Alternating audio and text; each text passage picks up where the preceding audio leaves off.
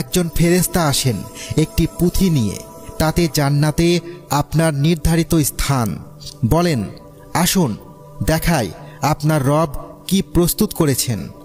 আপনি হাঁটেন আপনার চিরন্তন ঘরের দিকে। পাশে এক ফেরেশতা উজ্জ্বল ও উষ্ণ।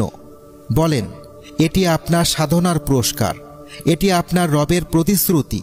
প্রতিটি অশ্রুর জন্য যা ঝরিয়েছেন, প্রতিটি কষ্টের জন্য যা সহ্য করেছেন, প্রতিটি মুহূর্তের জন্য যখন বেছে নিয়েছেন ঈমানকে গুনাহের উপরে তাকান। যা দেখেন তাতে পা থমকে যায়। একটি প্রাসাদ ফেরেশতাদের হাতে নির্মিত। এটা ভাড়া নয়, এটা আপনার চিরকালের জন্য। সামনে রাখা হয় খাবারের থালা, ফল, গোশত, পানীয়, সব আপনার রবের নিখুঁত সৃষ্টি। একটি ফলের কামড়, প্রতিটি প্রিয় স্বাদ, অথচ সম্পূর্ণ নতুন। পান করেন, হৃদয় অনুভব করে এমন বিশুদ্ধ সুখ। ভাবেন, দুনিয়ায় কি আসলেই কখনো সুখী ছিলাম? হঠাৎ দরজা খুলে কেউ প্রবেশ করে। হাঁপ ছেড়ে দেন আপনার পরিবার, প্রিয়জন, যারা আপনার সাথে ঈমান এনেছিল, জান্নাতের পথে সঙ্গী ছিল। তারা প্রবেশ করে, নিখুঁত উজ্জ্বল হাসি মুখ। কোরআনের প্রতিশ্রুতি, চিরস্থায়ী জান্নাত। সেখানে প্রবেশ করবে তারা এবং তাদের পিতামাতা, স্বামী স্ত্রী ও সন্তানদের মধ্যে যারা সৎকর্ম করেছে। সূরা রদ আয়াত 23। অশ্রু ঝরে, দুঃখের নয়, আনন্দের। সেই মুহূর্তে উপলব্ধি করেন পরিবার যখন তাদের জন্য দোয়া করেছিলেন, প্রতিবার যখন আল্লাহর কাছে চেয়েছিলেন আখিরাতে একত্রিত হতে, তিনি শুনেছিলেন এখন আপনারা এখানে একসাথে। দুনিয়ায় বিবাহিত থাকলে এবং দুজনেই জান্নাতে প্রবেশ করলে আপনাদের বন্ধন পুনঃস্থাপিত হয়, কিন্তু এবার চিরকালের জন্য। কোনো তর্ক নেই, হৃদয় ভাঙা নেই, বিশ্বাসঘাতকতা নেই, শুধু বিশুদ্ধ বর্ধমান ভালোবাসা। আর যদি কখনো বিয়ে না করে থাকেন বা তাতে শান্তি না পেয়ে থাকেন, আল্লাহ দিবেন আরও উত্তম কাউকে, আপনার জন্যই সৃষ্ট, কল্পনার চেয়েও সুন্দর। তারা তাকাবে আপনার চোখে, মনে হবে আপনার হৃদয় তৈরি হয়েছিল শুধু এই মুহূর্তের জন্য।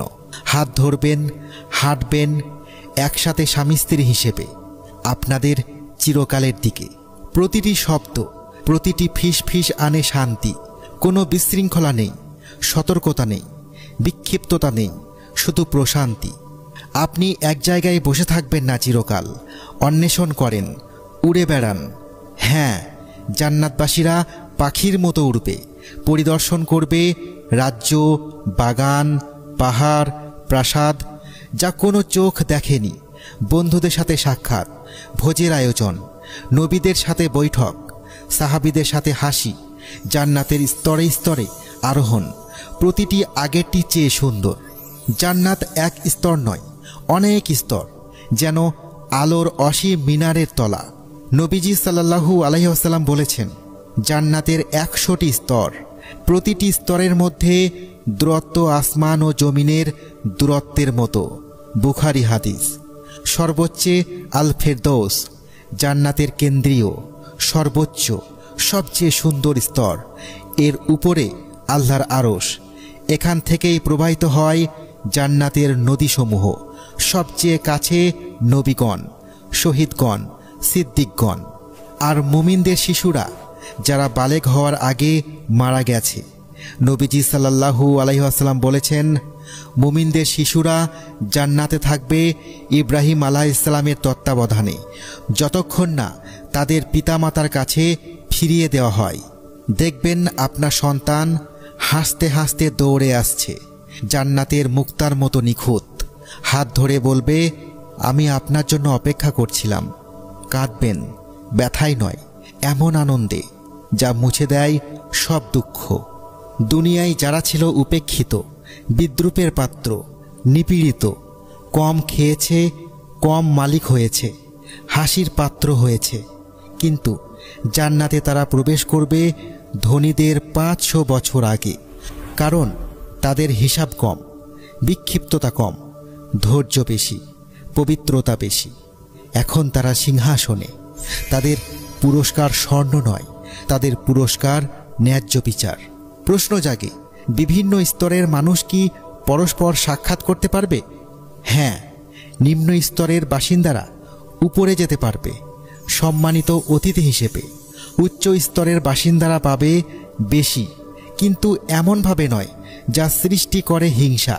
কারণ জান্নাতে নেই কোনো ঈর্ষা, আছে শুধু উদযাপন। সবাই পরিপূর্ণ সন্তুষ্ট আল্লাহ যা দিয়েছেন তাতে।